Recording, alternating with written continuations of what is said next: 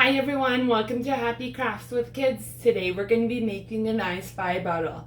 An I Spy bottle allows you to take your kids' favorite items and then you can put them in the bottle along with rice and then they can search for them.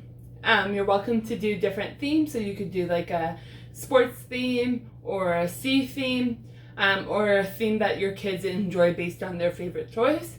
However, I've just found items around the house that I'm going to put in my I Spy bottle. So I'm going to use a magnetic letter, cotton ball, a kitty cat, dice, and some beads. So we're going to get started. I'm going to put a few items first, and then just makes it a little more challenging. And then I'm going to pour the rice. And as you can see, some of the items have already been hidden.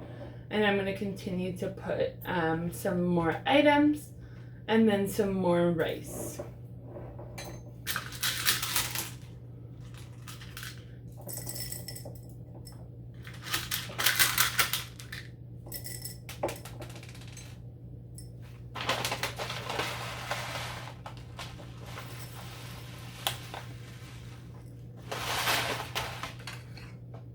I'm going to close it and I'm going to give it a good shake. And this allows for some of the ingredients to mix up so you can't see them, or makes it more challenging.